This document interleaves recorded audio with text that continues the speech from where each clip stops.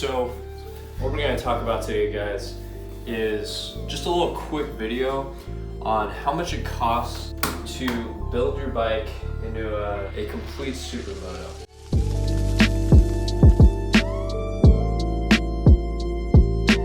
Alright, so I bought the bike for $2,300, right? Let's start with that. Cool. So you want to get into Supermotos, you want to get into just the riding community, you need a cheap bike, and you're looking at dual sports in particular because that's my expertise. So if we're talking about Supermotos, if we're talking about enduro bikes, I would say hands down the best beginner, best pound for pound bike for the money you can get it for would be the DRZ 400 for starters. Obviously I'm very biased because I bought one, but I got one in the first place because I picked this thing up for $2,300 and it was just from a rich dude in Laguna Niguel, really affluent area.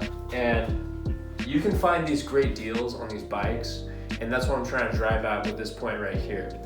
So I'm gonna basically break this video down into different subsections. Obviously I'm talking about the bike right now, but then we're gonna talk about the wheels and tires. That's the high ticket items that are really gonna make or break your budget and what you can really do with your build. So with that, going back to the bike, you have to understand that getting a DRZ 400 it had like 6,700 miles for $2,300 and it was clean. That is a very rare deal, but they're out there. The point is that these deals that I might tell you, some people might not believe them. Some people might think that they can't find them in their area. You could always find deals like this. You just have to find the right person at the right place at the right time. It is 100% possible that you can get a bike like this for around $2,000 to $3,000. That's already a great start. Let's move on to the wheels and tires. This is a big one.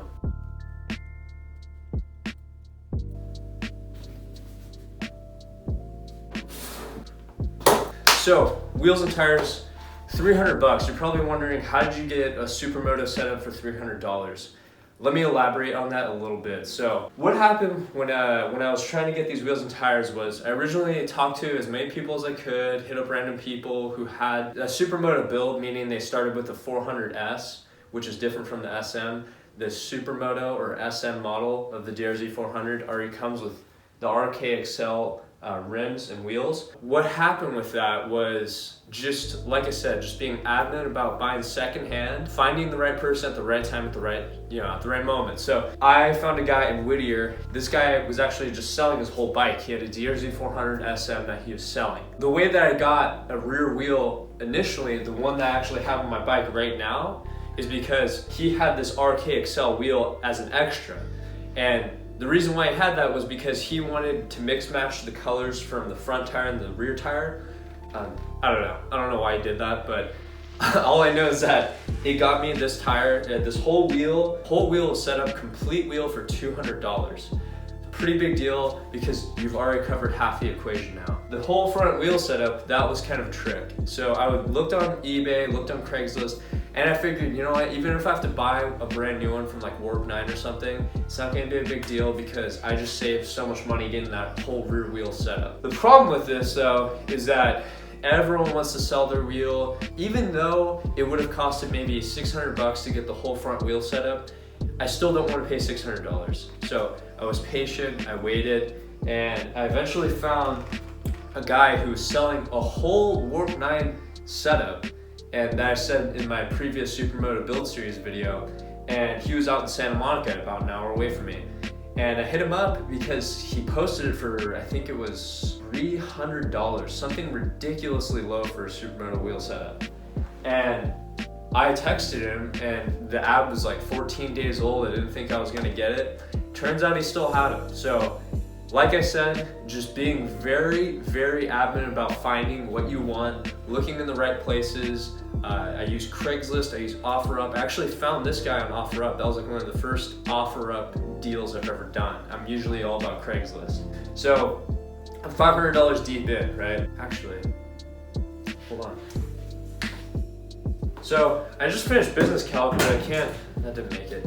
I've just finished business calc, but I can't really add right now. I actually got this set for $200 because when I bought that whole wheel setup, now that I remember, what I did was I got rid of the old Warp 9 rear wheel, kept the front one, and I sold the Warp 9 rear wheel for $300 to a really nice guy up in Fresno. I actually got this for 200 bucks. I kept telling people I got it for 300. I guess it was 200. So I was $500 deep, got $300 back, $200 loss to get these wheels, man. All said and done, 200 bucks. I'm not saying you're gonna find exactly that deal, but what I am saying, the point is that you can find way better deals than buying new. If you're a type of guy who doesn't want to have to, worry about secondhand product with wear and tear, you want it to just be brand new, by all means, spend that $1,200, $1,300. I'm just not okay with that. If I can get that for a complete fraction of the price, I'm gonna do it. It's not that I'm trying to say cheap out on everything. It's just you gotta pick and choose your battles of when to go hard with the new stuff and when to be resourceful and get better things for a cheaper price and potentially even make money off deals. So let's move on to the exhaust. Moving on to the exhaust in the 3x3 airbox mod. If you're wondering why there's so much or why I got a good deal, usually exhaust systems, if you get a full exhaust system, including the header and the slip-on exhaust, those are gonna run you about 500 bucks essentially. There's no getting around that unless you get if there's some eBay brand that people kind of rant and rave about, it's like maybe 300 bucks.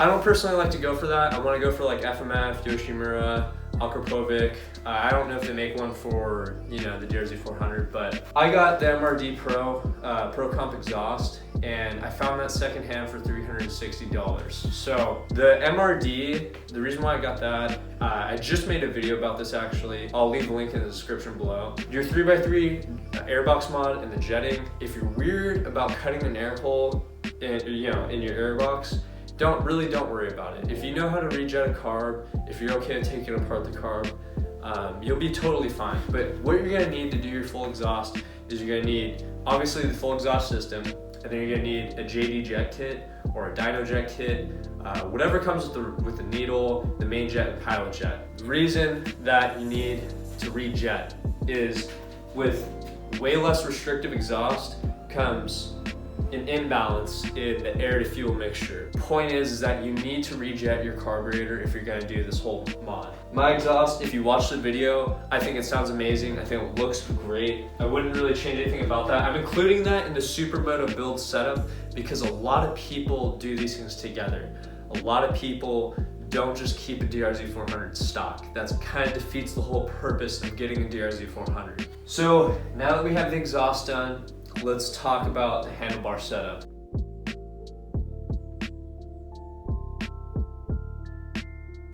All right. So, bar setup. I got the Pro Taper contours. I got the CR high bend. They were about 67, essentially 70 bucks. And then what you're gonna have to get, if you have the 400S, is you're gonna have to get the universal bar clamp mount, where it lets you mount these bars to your bike. The 400S originally comes with 7/8 bar, and this is 1 1/8. What you don't have to worry about is that all your controls are gonna fit on the same. The only thing I will say is that you're gonna have to get a new throttle tube, just because the throttle tube that comes with the stock grip, that actually just really is glued on there. You won't be able to get that off. I've tried so many times. If you get an aluminum throttle tube, it's gonna be a little bit more durable, lightweight, really smooth.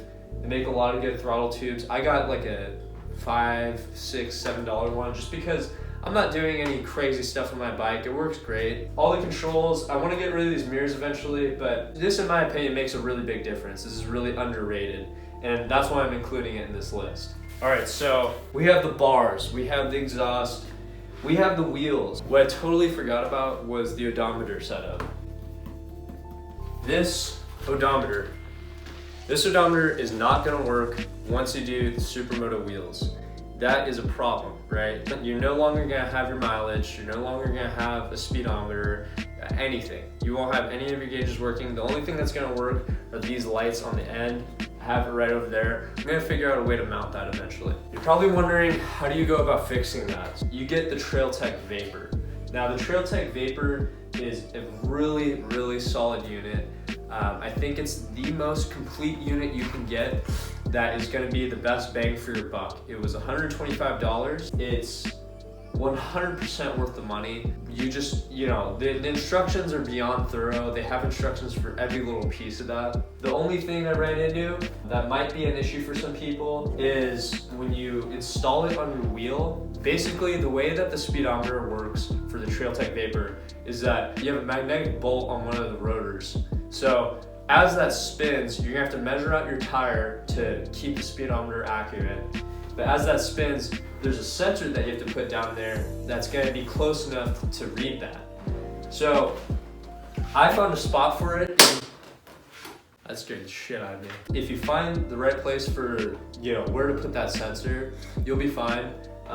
What's really nice about the TrailTech that you don't have on the original odometer setup is you have engine temperature, you have a tachometer, you have ambient air temperature. It's really good stuff. I like it a lot. And when you dial in to what size your wheel is too, it is just on it. The speedometer is exactly where, it's not fast, it's not slow, it's exactly what it needs to be at. So that is gonna be it, guys. I hope you guys enjoyed the video. I'm wearing my work shirt because I gotta go to work soon. I'm always there. But we're gonna go to LA. I have a Gixxer bro buddy who just bought his Gixxer 600 recently.